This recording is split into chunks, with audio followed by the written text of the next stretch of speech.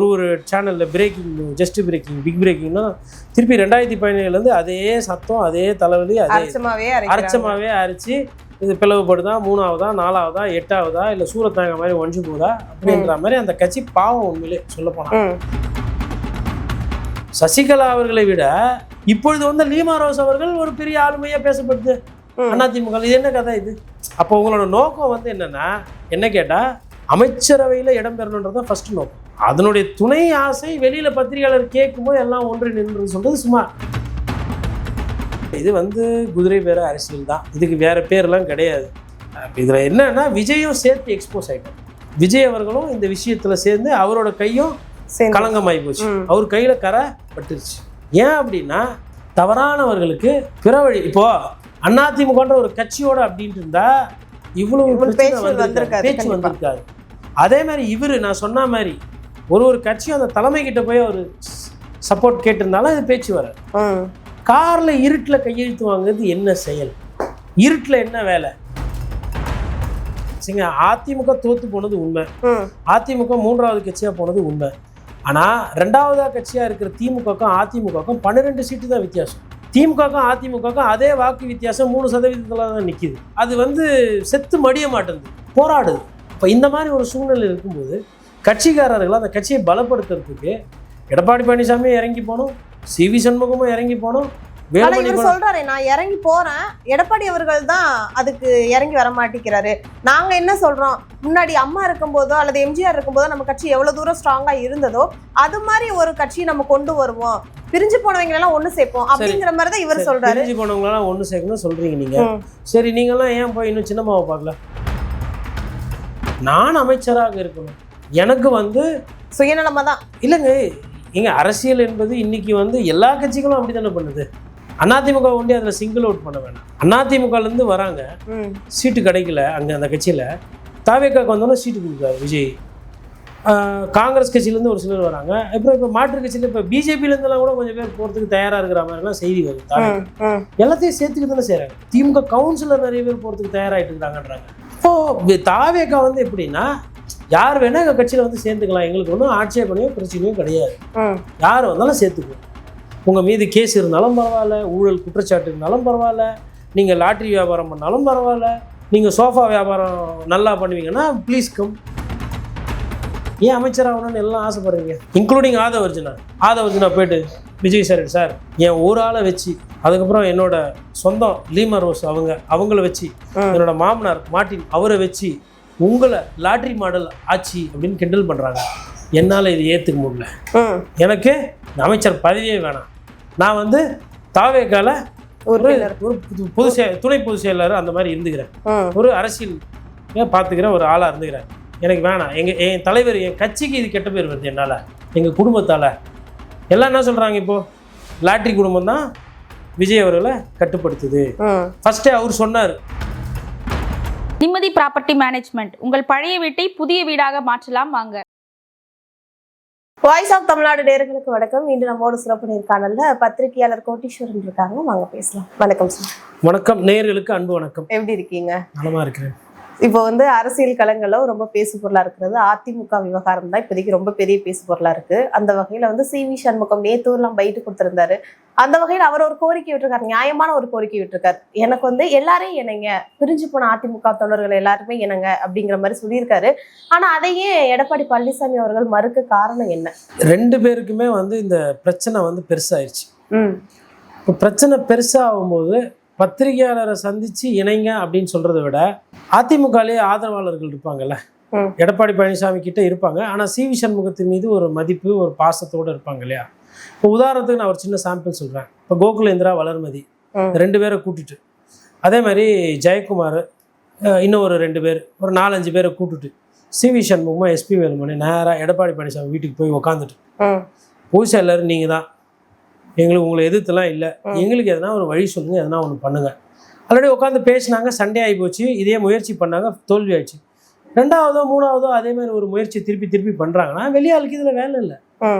அதை விட்டுட்டு ஆளாளுக்கு பத்திரிகையாளரை சந்தித்து அந்த பிரச்சனையை பெருசாக்கி ஒரு சேனலில் பிரேக்கிங் ஜஸ்ட் பிரேக்கிங் பிக் பிரேக்கிங்னா திருப்பி 2017 அதே சத்தம் அதே தலைவலி அதே அரைச்சமாகவே அரைச்சி இது பிளவுபடுதா, 3ஆவதா, 4ஆவதா, 8ஆவதா, இல்லை சூரத்தாங்க மாதிரி ஒழிஞ்சு போதா அப்படின்ற மாதிரி அந்த கட்சி பாவம் உண்மையிலே சொல்லப்போனா. அதனால தீர்வை தேடுபவர்கள் நம்ம என்ன பண்ண தீர்வு கிடைக்கும் அப்படின்றது சிவி சண்முகம் ஒண்டி கிடையாது. அதிமுகனுடைய பொதுச்செயலர் எடப்பாடி பழனிசாமியும் அந்த நிலைக்கு வரணும். ஒருவேளை இவங்க யாரு நம்ம கூட தானே இருக்கிறாங்க, அதிமுக தானே அவங்களும் ஓட்டு கேட்குறாங்க, அவங்களும் அம்மா படம் தானே வச்சிருக்கிறாங்க, நானும் அம்மா படம் தானே வச்சிருக்கிறேன். சரி, இதை எப்படி சரி செய்யலாம்? விஜய் பண்ண தப்புக்கு சிவி சண்முகமும் தங்கமணியும் வேலுமணியும் திட்டு வாங்கணுமா, இல்லை கஷ்டப்படணுமா, இல்லை அவங்களுக்கு அமைச்சர் பதவி வரும்னு எதிர்பார்த்தவங்க சில மாவட்ட செயலர் பதவியே இல்லாமல் போகுது அப்படின்ற விஷயத்தையும் இந்த சைடும் யோசிச்சுப்போம். 2 சைடும் யோசிச்சு பார்த்துட்டாங்கன்னா இது ஒரு பிரச்சனையே கிடையாது. இதை முடிவுக்கு கொண்டு வரணும் அப்படின்னு அவங்க முடிவு பண்ணாங்கன்னா முடிவுக்கு கொண்டு வரலாம். இது ஒரு பெரிய இடியாப்ப சிக்கல், கஷ்டம், கொள்கை ரீதியாக பிரச்சனை அப்படிலாம் கிடையாது. அப்போ விஜய் அவர்கள் தாவேக்கால என்ன சொல்றாங்க, இப்போ அதிமுக முழுசா வந்தா வேணாம், ஆனா பாதியா வந்தா வேணும்னா அது என்ன, அது புரியுது. அதான் இதுதான் சிக்கல் இருக்கு. தாவேக்காவை பொறுத்தவரைக்கும் ஒன்றிணைந்த அதிமுக ஒருவேளை அவங்களுக்கு சப்போர்ட் பண்ணிச்சு அப்படின்னாக்கோ அந்த ஆட்சியை ஒரு 5 வருஷத்துக்கு யாரும் எதுவும் பண்ண முடியும். ஏன்னா நம்பர்ஸ் வந்துடும். நம்பர்ஸ் வந்துட்டோம்னா ஆட்சியில் உட்காந்துட்டாங்கன்னா அதிமுக அமைச்சர்கள் 2 விஷயம் கிடைக்கும். ஒன்று, ஆட்சியே ஸ்டெபிலிட்டி. அதாவது விஜய் அவர்கள் இந்த நம்பிக்கையில்லா தீர்மானம், எதிர்கட்சி வெளிநடப்பு, போராட்டம், சிபிஎம் இப்படி சொல்கிறாங்க, ஐயுஎம்எல் அப்படி சொல்கிறாங்க, டிஎம்கே கிண்டல் பண்ணுறாங்க, எங்கள் சப்போர்ட்டில் தான் நீங்கள் இருக்கீங்க, மாப்பிள்ளை நீங்கள் தான், நான் போட்டு வர சட்டை எந்து அப்படின்லாம் இந்த கிண்டல்லாம் அதை கவலைப்பட வேணாம். ஸோ இது ஒரு அட்வான்டேஜ். டிஸ்அட்வான்டேஜ் என்னன்னா, இதில் நிறைய பேர் ஊழல் குற்றச்சாட்டுக்கு ஆளானவங்க. இவர் பேசுறது தூய்மை ஆட்சி, தூய கட்சி அப்படின்லாம் பேசியிருக்கிறாரு. அப்போ இது ஒரு சில நெருடல்கள் வரும். இன்னொன்று, இந்த அமைச்சர் ஆகணும்னு துடிக்கிறாங்க இல்லையா, இவர்கள் ஆல்ரெடி நிறைய விசாரணை எல்லாம் பெண்டிங்ல இருக்கு. நான் அமைச்சராக இருக்கணும், எனக்கு சுயநலமா தான் இல்லைங்க. எங்க அரசியல் என்பது இன்னைக்கு எல்லா கட்சிகளும் அப்படி தானே பண்ணுது. அதிமுக ஒண்டி அதில் சிங்கிள் அவுட் பண்ண வேணாம். இப்போ அதிமுகலேருந்து வராங்க, சீட்டு கிடைக்கல அங்கே அந்த கட்சியில், தாவேக்காக்கு வந்தோன்னா சீட்டு கொடுக்குறாரு விஜய். காங்கிரஸ் கட்சியிலேருந்து ஒரு சிலர் வராங்க, அப்புறம் இப்போ மாற்று கட்சியில் இப்போ பிஜேபியிலேருந்துலாம் கூட கொஞ்சம் பேர் போகிறதுக்கு தயாராக இருக்கிற மாதிரிலாம் செய்தி வருது. தாவேக்கா எல்லாத்தையும் சேர்த்துக்கு தானே செய்கிறாங்க. திமுக கவுன்சிலர் நிறைய பேர் போகிறதுக்கு தயாராகிட்டு இருக்கிறாங்கன்றாங்க. இப்போது தாவேக்கா எப்படின்னா, யார் வேணால் எங்கள் கட்சியில் சேர்த்துக்கலாம், எங்களுக்கு ஒன்றும் ஆட்சேபனையோ பிரச்சனையோ கிடையாது, யார் வந்தாலும் சேர்த்துக்குவோம், உங்கள் மீது கேஸ் இருந்தாலும் பரவாயில்ல, ஊழல் குற்றச்சாட்டு இருந்தாலும் பரவாயில்ல, நீங்கள் லாட்ரி வியாபாரம் பண்ணாலும் பரவாயில்ல, நீங்கள் சோஃபா வியாபாரம் நல்லா பண்ணுவீங்கன்னா ப்ளீஸ் கம். எங்களுக்கு அதாவது நாங்கள் ஒரு இடத்துக்கு போகிறோன்னா போகிறதுக்கு முன்னாடி சோஃபாவோட போவோம், சோஃபாவை போட்டு அங்கே பஞ்சாயத்து பண்ணோம், பஞ்சாயத்து முடிஞ்சிடும். அதுதான் எங்கள் கட்சியோட சிறப்பு. இந்த அரசியல் எல்லாரும் பண்ணலாம் வாங்கன்ற மாதிரி தான் இருக்கிறாங்க. அவங்களுக்கு ஒரு மாற்று அப்படின்றதுலாம் இல்லை. நான் அதுக்கு என்ன சொல்கிறேன்னா, இப்படி பண்ணுறதுக்கு தெரிஞ்ச மாதிரியே வெளிப்படையாக கேட்டு ஓப்பனாக பண்ணிட்டு போயிடுங்க, தலைவலி இருக்காது. கவர்னர்கிட்ட அடிக்கடி 4 வாட்டி போனீங்க கவர்னர் அலுவலகத்துக்கு, போய் வந்து திருப்பி மறுபடியும் எதனாச்சுன்னா மறுபடியும் போய் வந்து போனோம். இது சிக்கல். இது அதனால் அதை தீர்க்கிறது அவரோட பிரச்சனை. மற்றபடி நோக்கம் என்பது நாங்கள் அமைச்சர் ஆகணுன்றதான் நோக்கம். நம்ம போய் கேட்டோன்னா மக்களுக்கு சேவை செய்ய முடியலன்னு வாங்க. மக்களுக்கு சேவை செய்யணும்னா சாதாரண ஆளாக இருந்தாலுமே சேவை செய்யலாம். இப்போ மக்களுக்கு இப்போ ஒரு சாம்பிள் சொல்கிறேன் நான். ஒரு சட்ட ஆலோசனை மையம் தொடங்கலாமா, அதுக்கப்புறம் ஒரு 4 கடை திறந்து ஃப்ரீயாக ஜெராக்ஸு, அதுக்கப்புறம் ஒரு இடத்துல ஃப்ரீ டியூஷன், அந்த தொகுதியில் இருக்கிற எனக்கு ஓட்டு போட்டாங்கல்ல, நான் ஒரு எம்எல்ஏவா, நான் ஒரு இலவச சட்ட ஆலோசனை மையம், அதில் ஒரு 4 வக்கீல் இருப்பாங்க, அதில் என்ன பிரச்சனையாக இருந்தாலும் அந்த வக்கீல் உங்களுக்கு ஃப்ரீயாக ஹெல்ப் பண்ணுவாங்க. இது ஒன்றாச்சா. அப்புறம் ஒரு சிறப்பு ஒரு மருத்துவமனை இல்லை கிளினிக், அம்மா கிளினிக் எத்தனை வரும்னு சொன்னோம், ஆனால் ஆட்சி வரல, எத்தனை வர முடியல. ஒரு சட்டமன்றத்துக்கு நான் தனியாக ஒரு கிளினிக் நடத்துகிறேன். இந்த கிளினிக்கில் எப்பயுமே பகலில் ஒரு டாக்டர், நைட்டில் ஒரு டாக்டர், ஒரு நர்ஸ் இருப்பாங்க, நைட்டில் ஒரு வார்ட் பாய் இருப்பார், அப்புறம் ஒரு ஸ்டாஃப், 5 பேர். அது ஒரு மாதத்துக்கு என்ன ஆக போதும், நான் அதை இப்போ செலவு பார்த்துக்கிறேன். நான் என்னோட நோக்கம் என்னது, மக்களுக்கு சேவை செய்யணும். இப்போ சட்ட ஆலோசனை மையம், இலவசமாக பசங்களுக்கு கிளாஸ் எடுக்கிறது, அது ஒரு விஷயம். அதுக்கப்புறம் ஒரு மருத்துவமனை, ஒரு சின்னதாக ஒரு கிளினிக். இது 3 போல மக்கள்கிட்ட நீங்கள் நல்ல பேர் இருக்காதா? என்ன மனுஷையா, ஓட்டு போட்டோம், ஆனால் அவங்க கட்சி ஜெயிக்கல, அதிமுக தோத்து போயா, மக்களுக்கு செய்கிறாரு. இது இல்லாமல் நல்லது கெட்டது சாவு காது குத்து ஊரில் மாரியம்மன் கோயிலுக்கு காசு கொடுக்குறது இதெல்லாம் பண்ணிட்டு தான் இருக்கிறீங்க, சந்தோஷம். இது கூட பண்ணிட்டா அமைச்சராக வேண்டிய அவசியமே இல்லையா? ஏன் அமைச்சராகணும்னு எல்லாம் ஆசைப்படுறீங்க? இன்க்ளூடிங் ஆதவர்ஜுனா போய்ட்டு விஜய் சார் என் ஒரு ஆளை வச்சு, அதுக்கப்புறம் என்னோட சொந்தம் லீமா ரோஸ் அவங்கள வச்சு, என்னோட மாமனார் மார்ட்டின் அவரை வச்சு உங்களை லாட்ரி மாடல் ஆச்சு அப்படின்னு கிண்டல் பண்ணுறாங்க. என்னால் இது ஏற்றுக்க முடியல. எனக்கு இந்த அமைச்சர் பதவியே வேணாம். நான் வந்து தாவேக்கால ஒரு துணை பொதுச் செயலாளர் அந்த மாதிரி இருந்துக்கிறேன், ஒரு அரசியல் பார்த்துக்கிற ஒரு ஆளாக இருந்துக்கிறேன். எனக்கு வேணாம். என் தலைவர், என் கட்சிக்கு இது கெட்ட பேர் வருது என்னால், எங்கள் குடும்பத்தால். எல்லாம் என்ன சொல்கிறாங்க, இப்போது லாட்ரி குடும்பம் தான் விஜய் அவர்களை கட்டுப்படுத்துது. ஃபஸ்ட்டே அவர் சொன்னார், யாருன்னா எதனா செய்யலாம் அப்படின்னு ஒரு எண்ணம் இருந்தால் அதை அழிச்சிருங்க, அதுக்கெல்லாம் இந்த விஜய் அப்படின்னு. அப்போ புரியல, இப்போ தான் புரியுது என்ன நடக்குதுன்னு. புரியுதுங்களா? அதிமுகவும் தாவேகாவும் பேசிக்கிட்டு இருக்குன்னு சொல்லிட்டு லீமா ரோஸ் பத்திரிகையாளர்கிட்ட சந்திச்சாங்க. அதுக்கப்புறம் ஏன் அந்த பேச்சுவார்த்தை வந்து குறுக்கு வழியில் போச்சு, நேர் வழியில் போகாம? நேர் வழின்னா என்ன? அதிமுக தலைமை கழகத்துக்கு தாவேக்காலேருந்து ஒரு 2 நிர்வாகிகள் வந்து எங்கள் தலைவர் வந்து உங்ககிட்ட ஆதரவு கேட்க சொன்னார், ஆதரவு கடிதம் கொடுக்குறோம், நீங்கள் ஒரு தேதி டைம் சொன்னீங்கன்னா அவர் வந்து உங்களை பார்ப்பார், நீங்கள் ஆதரவு கொடுங்க, கூட்டணியில் உள்ளே வரீங்களோ வெளில இருக்கிறீங்க, 2 கட்சி தலைவரை முடிவு பண்ணிக்கணும். இதே ஃபார்மேட்டு தானே சிபிஎம்க்கு பண்ணீங்க, இதே ஃபார்மேட் தானே சிபிஐக்கு பண்ணீங்க, இதே தானே விசிக ஐஎம்எல்க்கு பண்ணீங்க. அதிமுக வந்து ஏன் குறுக்கு வழியில் இருட்டில் பின்பக்கமாக போய் பண்ணீங்க? இது குதிரை பேர அரசியலாக இல்லையா அதிமுக? இது அமமுக அவரை கட்சியை கிட்டத்தட்ட சேர்ந்துட்டார். ஆனால் ஒரே ஆள் தான், கட்சி தாவல் தடை சட்டம் வராது அப்படின்ற அந்த எண்ணோட்டத்தில் அவர் போறாரு. ஆனால் அவருக்குமே சிக்கல். அது டிஸ்குவாலிஃபிகேஷன் பெட்டிஷன் மூவ் பண்ணுறாங்கன்னா கோர்ட்டு முன்னாடி போகும்போது ஜட்ஜி கேட்குற ஒரு சில கேள்விகள்லாம் பதில் சொல்லுவேன். இப்போ சமீபமாக சுப்ரீம் கோர்ட் ஜட்ஜ்மெண்ட்ஸ்லாம் ஒரு சிலது வந்து இந்த மாதிரி ஆட்களுக்கு பிரச்சனையாக வந்திருக்கு.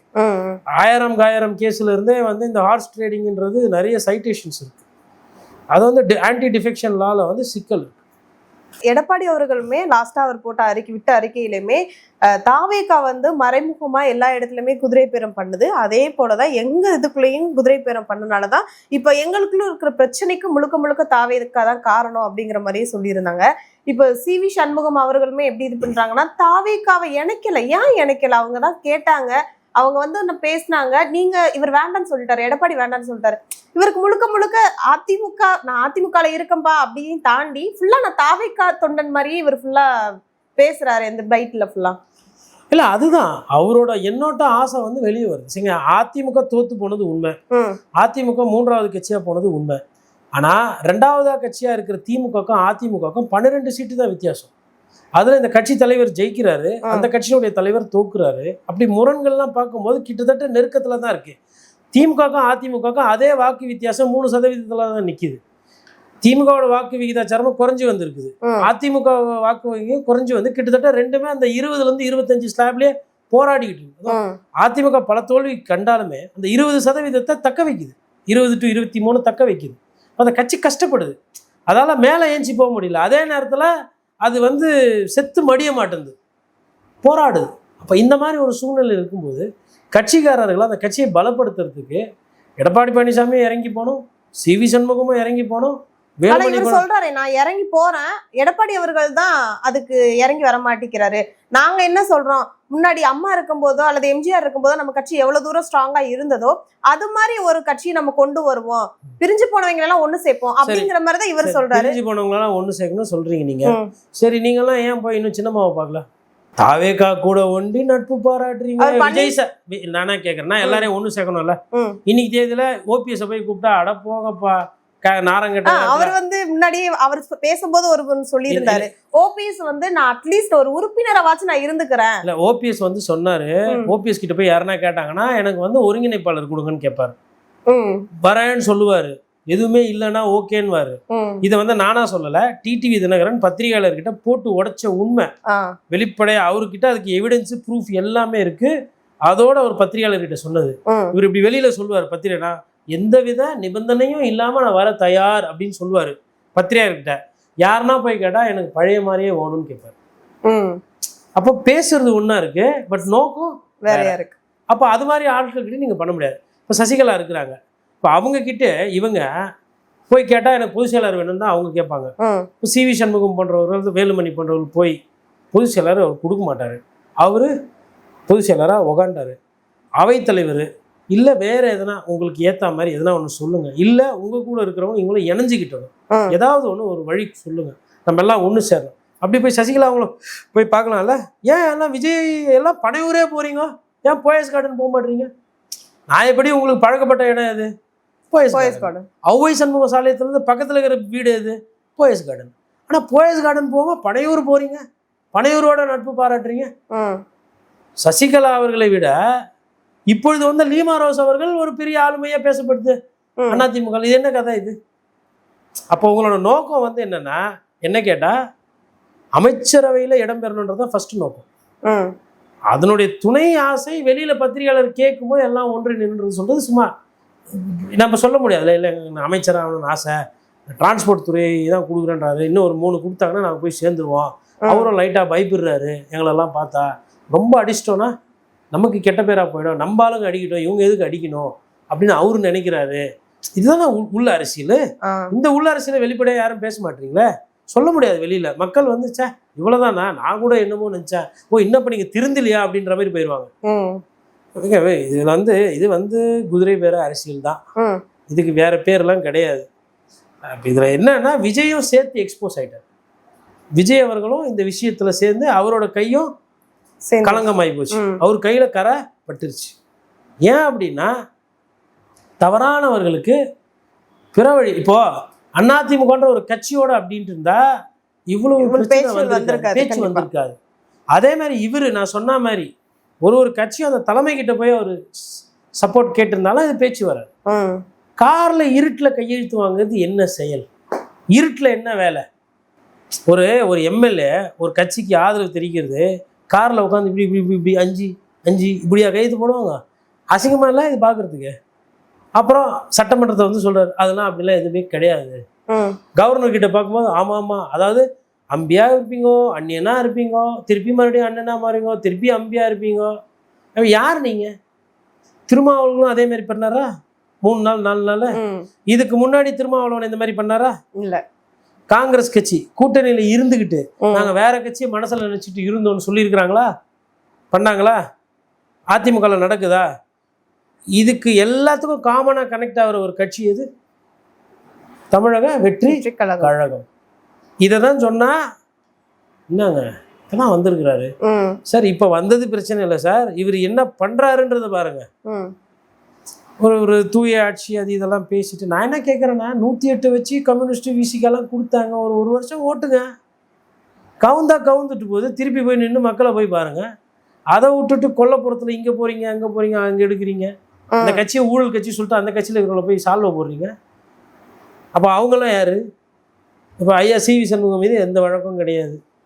ஐயா இவர் வந்து குட்கா கேஸுக்கும் அவருக்கும் சம்பந்தமே இல்லை, பான் பராக பார்த்தது கூட கிடையாது. யாரு? ஐயா விஜயபாஸ்கர்.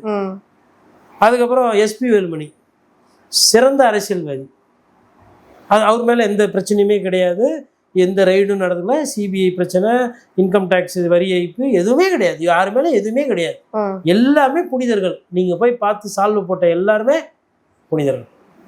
அப்போ அந்த லிஸ்ட்டில் ஆக்சுவலாக எடப்பாடி பழனிசாமி மேலே கேஸ் கிடையாது, இவங்க மீது மேலாம் கேஸ் இருக்குது. எடப்பாடி பழனிசாமி மேலே இருந்த வழக்குகளை போய் கோர்ட்டில் போய் என் மேலே வழக்கு தொடர்ந்துக்கிறாங்க, இது என்ன எது விசாரிங்க, இல்லைனா வந்து இது பண்ணுங்க, வழக்கை வச்சுக்கிட்டு என்ன களங்கப்படுத்தாதீங்கன்னு சொல்லிட்டு போட்டு கேஸை வின் பண்ணி வந்துருக்குறாங்க. அதுக்கு நான் எடப்பாடி பழனிசாமி நல்லூர் அப்படி யார் தங்கமணியே வேலுமணி ஐயாவும் கூட வச்சுட்டு நீங்கள் நல்லவர் அப்படின்னா அதை ஏற்றுக்கிறதுக்கு ஒரு பத்திரிகையாளராக நான் அப்படி போகல. நீங்கள் வேலுமணி அவர்களுக்கும் தங்கமணி அவர்களுக்கும் நீங்கள் முக்கியத்துவம் கொடுக்குறீங்க, சிவி சண்முகத்துக்கு முக்கியத்துவம் கொடுக்குறோமோ அந்த லிஸ்ட்டில் பார்க்கும்போது எடப்பாடி பழனிசாமி மீது குற்ற பின்னணி, அதாவது என்ன சொல்கிறது, அலிகேஷன்ஸு, குற்றச்சாட்டு குறைவு இல்லை. அங்கே அவங்கள கம்பேர் பண்ணும்போது ஒன்றுமே கிடையாது. எடப்பாடி பழனிசாமியா குட்கால மாட்டினாரு, குட்கா வச்சு எதனா வியாபாரம் பண்ணாரு, அவர் வீட்டுக்கு போனாங்களா? இல்லை அவர் வீட்டில் இருக்கிற பேர குழந்தைய எதனா வச்சுட்டு விசாரணை பண்ணும்போது குழந்தைய வச்சு சுற்றி இருந்தாரா? உங்களெல்லாம் விட அதிகமான இது பண்ணாரு. இப்போ நான் விஜய் அவர்கள்ட்ட கேட்கறதுக்கு என்ன கேள்வினா, இவங்கள போய் பார்க்குறீங்க, ஏன் இவரை பார்க்கலன்ற அந்த கேள்வி சாதாரணமான கேள்வி தான். அதான் அது இன்னும் விளக்கம் வரல. விளக்கமும் வராது. அவரு அப்படியே இருப்பார். என்னால வந்து ஒரு 4 செகண்டுக்கு மேல இருக்க முடியல. அவரு 40 நிமிஷம் கூட அப்படியே இருப்பார். அப்புறம் ஒரு வேளை கோவப்பட்டாருன்னா வீட்டுக்கு போய் ட்விட்டர்ல பதில் போடுவார்.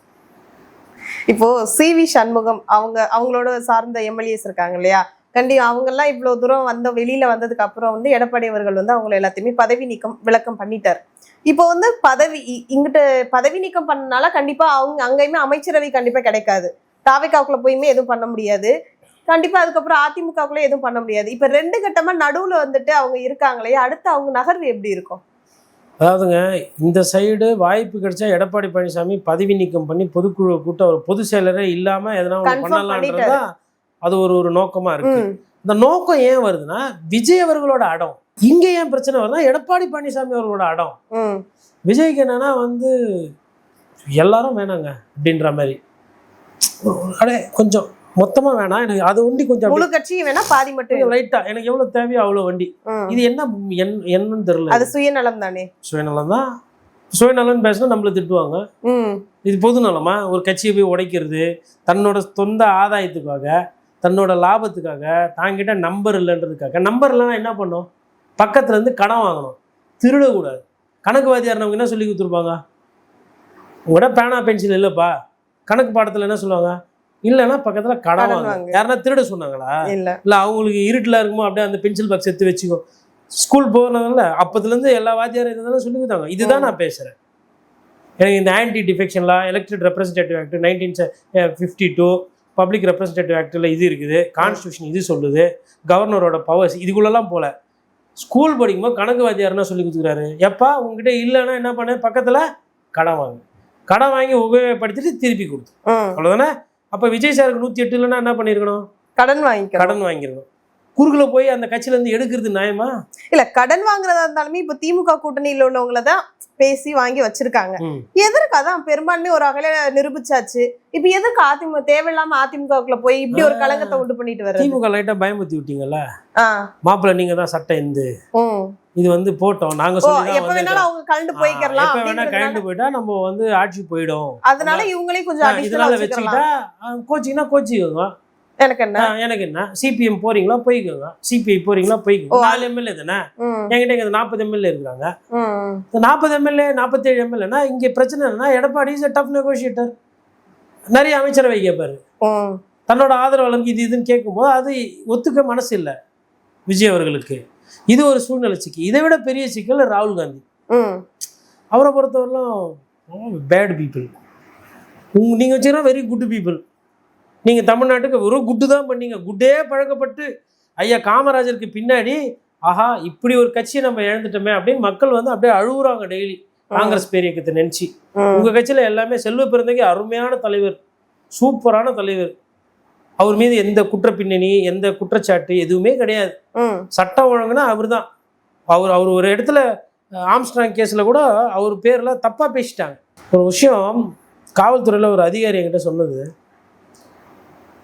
நான் எதையும் தொடர்பு பண்ணல, உங்களுக்கு ஒரு குட்டி கதை சொல்கிறேன். காவல்துறையில் ஒரு ரவுடியை வந்து கிளியர் பண்ணணும்னு சொல்லிட்டு மிச்ச ரவுடிங்களெல்லாம் கேட்குறாங்க. ஒரு சிலர் நான் சொல்கிறேன்றாங்க, பார்க்குறேன்றாங்க, அப்புறம் பண்ணலை. உடனே அடுத்த ரவுடிக்கிட்ட போகிறாங்க. ஏவை பி கிளியர் பண்ணுவியா? பி பண்ண மாட்டேன். அப்புறம் சி கிட்ட போகிறாங்க. சி ஏவை கிளியர் பண்ணுவியா? பண்ண மாட்டேன். டிஏ ஏ கிளியர் பண்ணுவியா? பண்ண மாட்டேன். அப்புறம் என்ன பண்ணுறாங்க, ஒரு ஆள் கிளியர் பண்ணுறேன்றாங்க, ஏவை கிளியர் பண்ணிட்டான். இந்த கிளியர் பண்ண ஈயை விட்டாங்க. ஒத்து போகாத பி சி டி இருக்காங்கல்ல, அவங்களெல்லாம் அதுக்கப்புறம் வேற காரணத்தில் போட்டு தள்ளுறாங்க. நான் சொல்லி நீ பண்ணல, நான் அவனை தூக்க போகிறது உனக்கு இந்த உண்மை தெரியும்ல, அதனால அது வெளியில வந்தா எனக்கு சிக்கல் இல்லை. இப்போ ஏவும் செத்து போயிட்டான், பியும் காலி, சியும் காலி, டியும் காலி. ஈயால வெளில சொல்ல முடியாது, ஏன்னா ஈக்கு வந்து கிளையண்ட்டு அந்த நபருக்கு. இப்படி தான் நடந்தது. நிறைய லாக்அப் டெத்து, நிறைய விஷயங்கள்லாம் இப்படி தான் நடக்குது நாட்டில். புரிய வேண்டியவங்களுக்கு புரியும், இல்லை நிறைய உங்களுக்கு பிரச்சனைகள். அப்போ என்ன சொல்கிறேன்னா, அந்த அரசியல் தன்மை என்பது எப்படி மாறுது, இது என்ன மாற்றம் பண்ண போகிறது? இல்லை, எனக்கு வந்து நான் வந்து ஒரு நம்பிக்கையாக தான் இருக்கிறேன். அவர் கட்சியில் இப்போவும் வந்து திமுக அளவுக்கும் அண்ணா திமுக அளவுக்கும் அவ்வளோ மோசமான ஆள்கள் கிடையாது. 41 பேர் தான் குற்ற பின்னணி. அமைச்சரவையில் எல்லாருக்கும் அந்த மாதிரி அவர் சீட்டு கொடுப்பாரான்னு எனக்கு தெரியல. இப்போ அடுத்த லிஸ்ட்டு வருது. அதில் எந்த மாதிரி அமைச்சர்கள் போடுறாருன்னு பார்க்கணும். குற்றப்பின்னணி இந்த சொத்து பணம் காசுக்கெல்லாம் ஆசைப்படாத ஆட்கள்லாம் தேடி தேடி போட்டாங்கன்னா அது தாவேக்கு நல்லது. இப்போ வந்து அதிமுக இந்த பிரச்சனைகள் ஒரு புறம் போகிறது பேசு பொருளா இருக்கிறது. இப்போ கம்யூனிஸ்ட் அவங்க சண்முகம் அவர்கள் வந்து கம்யூனிஸ்ட் தலைவர் சண்முகம் வந்து அதிமுக உள்ள வந்துச்சுன்னா நான் கூட்டணி விட்டு வெளியில போயிடுவேன் அப்படிங்கிறத நம்ம மறுபரிசீலனை பண்ண போறோம் அப்படிங்கிற மாதிரி அவனு சொல்லியிருக்காரு. அதை எப்படி பாக்குறீங்க? இல்லைங்க, அவங்கள பொறுத்தவரைலாம் அவங்க வந்து கூட்டணி ஆட்சிக்கு வரணும், மந்திரி சபையில் இருக்கணும், இப்போ 10 காசு சம்பாதிக்கணும், டெண்டர் விடணும், ஊழல் பண்ணணுன்ற அந்த ஆசைலாம் கிடையாது. அவங்க வந்து ஒரு 2 டீ, ஒரு மெரினா பிஸ்கெட்டு, மாரி பிஸ்கெட் ஒரு பாக்கெட்டு கொடுத்துட்டு வாங்க தோழர் போங்க தோழர் சொல்லிட்டு ஒரு சால்வை போட்டால் எதுக்கு தோழர் சால்வெல்லாம் நம்மக்கிற நிலைமையில் அதை உண்டியில் போடுங்கன்ட்டு போவாங்க. முக்கால்வாசி பேர் அப்படி. ஆனால் அதுலேயும் வந்து கொஞ்சம் பணத்துக்கு எதிர்பார்க்குறவங்க கொஞ்சம் மோசமானவர்கள் இருக்கிறாங்க. நம்ம மொத்தமாக 100% அப்படின்னு சொல்ல முடியாது. பட் 80% வந்து கொள்கை கட்சி நடத்தணும் அப்படின்னு இருப்பாங்க. அதனால் அவங்க வந்து விஜய் அவர்கள் சொன்ன பேச்சுலேருந்து தடம் மாறுறாருன்னா அவங்களுக்கு தடம் மாறணும்னு அவசியம் இருக்கா? இல்லை. அதனால் அவங்க வந்து அந்த கூட்டணியை வந்து விலகிடுவாங்க. இவங்க இது பண்ணாங்கன்னா அவங்க விலகிடுவாங்க. அதாவது இங்கே 27ஓ 25ஓ போகுதுன்னா இந்த 4 போயிடும். இதில் இன்னொரு சிக்கல் இருக்குது. இப்போ போயிட்டு இவங்க கொடுத்துட்றாங்கன்னு வச்சுக்கோங்களேன், ஒருவேளை கோர்ட்டுக்கு போய் ஆன்டி டிஃபெக்ஷனில் அஃபெக்ட் ஆகி கோர்ட் வந்து நீங்கள் தாவனது தப்பு, நீங்கள் எந்த இடத்துல இருந்தீங்களோ நீங்கள் அங்கேயே தான் இருந்தீங்களோ நீங்கள் தாவி இருக்கக்கூடாது, அதனால் வந்து இது டிஸ்குவாலிஃபை அப்படின்னு சொல்லிட்டாருன்னா இந்த இது போயிடும். அப்புறம் சப்போர்ட்டும் போயிடும். அப்புறம் ஒன்றுமே இல்லாமல் போகும். அந்த ரிஸ்க் இருக்குது. அந்த ரிஸ்க் இருக்கிறதுனால தான் அவங்க யோசிக்கிறாங்க. எனக்கு தெரிஞ்சு அவங்க அதிமுகலேருந்து வரவங்களுக்கு மந்திரி சபையை கொடுக்கறத விட எப்படின்னா கெஞ்சி கூத்தாடி சிபிஎம் சிபிஐக்கு மந்திரி சபையை கொடுத்துட்டு விட்டுடணும். எப்படியும் ஒருவேளை அதிமுகலேருந்து வரணும்னு நினைக்கிறாங்களா, ராஜினாமா பண்ணுங்க, இடைத்தேர்தல் உங்கள் தொகுதியில் வரட்டும், அந்த தொகுதியில் நான் விசில போட்டு நின்றுக்கிறேன், நீங்களே நின்றுங்க, நின்று ஜெயிச்சுட்டு வாங்க. நம்ம நேர்முகமாக இப்போ ஐயா இது வேலுமணி இருக்கிறாரு, அமைச்சர் அவன் ஆசை இருக்கிறாரு, ரெட்டலையில் இருந்து ஜெயிச்சுட்டு அந்த ரெட்டலையோட ஓட்டை வச்சு நான் பண்ணால் எனக்கு தான் அசிங்கம். உண்மையிலே அது அவமானம் தான். அது அவங்க ஒத்துக்க மாட்டாங்க. அதனால தான் முதல்வர் பார்த்தீங்கன்னா அதை பற்றி பேசவே மாட்டேன்றாங்க. முதல்வரோட மௌனம் என்னென்னா, இப்போ பத்திரிகையாளர், இப்போ நீங்கள் தான் முதல்வர் வச்சுக்கோங்களேன், இப்போ ஒரு 20 பத்திரிகையாளர் வந்துட்டாங்கன்னா இந்த கேள்வியை கேட்டுருவாங்க, பதில் சொல்ல முடியாமல் திணறுவார். சார் உங்கள் பேர் தான் சொல்கிறாங்க, எதுக்கு சி.வி. சண்முகத்தை ஒண்டி போய் பார்த்தீங்க, ஏன் எடப்பாடி பழனிசாமி பார்க்கல, அப்புறமா வந்து நீங்கள் வந்து சோஃபாலாம் எத்தனை போய் போட்டிங்கன்னு உதயநிதி ஸ்டாலின் சொல்கிறாரு, அதுக்கப்புறம் நீங்கள் வந்து அமமுகவோட எம்எல்ஏ வந்து நீங்கள் களவாண்டுட்டீங்க அப்படின்னு டிடிவி சொல்கிறார். இந்த கேள்வியெல்லாம் கேட்கும்போது பதில்னு ஒன்று சொல்லலாம், ஆனால் அது வந்து இட் வில் எக்ஸ்போசிவ். அதுக்கு பயந்துக்கிட்டு தான் அவரால் பாவம் பத்திரிகையாளரை, ஆல்ரெடி அவருக்கு கொஞ்சம் கூச்ச சுபாவம், பத்திரிகையாளர்கிட்ட பார்க்க மாட்டேன் சூழ்நிலை. ஏன்னா கொடுத்தா சுபாவம் இன்னும் எத்தனை நாள் இருக்கு, அதை பத்தி அவருக்கே கவலை இல்லை. வந்து உட்காந்தாச்சு, சிஎம் சேர்ல வந்து உட்காந்தாச்சு, அவரோட ஆசை அவரோட எண்ணம் நிறைவேறிச்சா? அவருக்கு கூச்ச சபாவம் இருக்குது. சிலிண்டர் கொடுக்குறாரா இல்லையா, 2500 பணம் போடுறாரா இல்லையா, 5 லட்சம் பேருக்கு வேலை வாய்ப்பு கொடுக்குறாரா இல்லையா, செவிலியர் போராட்டம், தூய்மை பணியாளர் போராட்டம், போக்குவரத்து துறை போராட்டம், அதை பற்றிலாம் அது இருந்துன்னு போது நமக்கு என்ன போச்சு. எப்படியா அவர் செய்யலாம், பட் இப்போதைக்கு அவர்கிட்ட ஆக்ஷன் பிளான் கிடையாது. பாட்டிலுக்கு 10 ரூபான்னு பாட்டு பாடினாரு இல்லையா, இப்போ எல்லா வைன் ஷாப்ல 10 ரூபா வாங்குறாங்களா இல்லையா? ஒரு சில இடத்துல எப்பா கொடுக்க முடியாது, பப்ளிக் பிரச்சனை பண்றாங்க. But where is a government, whether it is able to implement it in letter and spirit. அதெல்லாம் சிக்கல் இருக்கு, நடைமுறை சிக்கல் நிறைய இருக்கு. இஷ்டத்துக்கு அள்ளி விட்டுட்டாரு, அதெல்லாம் செய்வாரா செய்ய மாட்டான்னு தெரியல. வெள்ளை அறிக்கை டக்குன்னு உஷாரா பெயில் ஆட்ரு மாதிரி அப்படிக்கா மூவ் பண்ணிட்டாரு. பட் வெள்ளை அறிக்கை அணினா ஒரு நாள் குத்து தானே ஆகணும். கண்டிப்பா பட்ஜெட் போடுவீங்கல்ல, பட்ஜெட்ல தெரிஞ்சிடும்ல என்ன பண்ண போறாங்கன்ட்டுனா. ஆல்ரெடி டைம் டிலே ஆயிட்டு இருக்கு. கவர்மெண்ட்டுக்கு நிறைய சிக்கல்கள் இருக்கு. இந்த பொலிட்டிக்கல் இன்ஸ்டெபிலிட்டி வந்து அவங்களுக்கு ஒரு தலைவலி தான். இது உட்காந்து யோசிச்சு முடிவெடுத்து முடிக்க முடியாத பிரச்சனைலாம் இல்லை. சாருக்கு கொஞ்சம் ஈகோ அது இருக்கு, அதே மாதிரி அந்த சைட்லயும் கொஞ்சம் ஈகோ இருக்கு. அதனால தான் இது இழுத்துட்டு போகும். இல்லைன்னா என்ன பண்றது, 108 சீட்டு போடுறதுக்கு என்ன ஆட்சி பண்ணுமோ நான் அதை பண்ணிட்டு போறேன் அப்படி பண்ணலாம். பட் சுத்தி இருக்கவங்க விட மாட்டாங்களே, ஐயா ஆதவர்ஜனை போன்றவங்க விட மாட்டாங்களே. அவர் என்ன பண்ணாரு, அவங்களோட சொந்தமா இருக்கிறவங்க கிட்ட, லீமா ரோஸ் கிட்ட அவர் பேசுவார், மதரன்லா கிட்ட, இது மாதிரி இது எப்படின்னா போயிடுச்சுன்னா கஷ்டம் அப்படின்னா. பதவிக்காக ஆசைப்பட்டவர்கள் தான் அதிகம். அவங்க தானே சொல்றாங்க, ஒண்ணுமே இல்லாம இருந்த என்ன இப்படி ஒரு பதவி கொடுத்தியே அப்படின்றாங்களா. ஐயா நல்ல கண்ணு எந்த பதவிகளுமே இல்லை, அவ்வளோ சேவை செஞ்சாரு. கண்டிப்பா மாதிரி அந்த சேவை மனப்பான்மையை விட அந்த பதவி மோகம் என்பது அதிகமா இருக்குது. தங்களின் பல்வேறு கருத்துக்களை பயந்தமைக்கு நன்றி. நன்றி.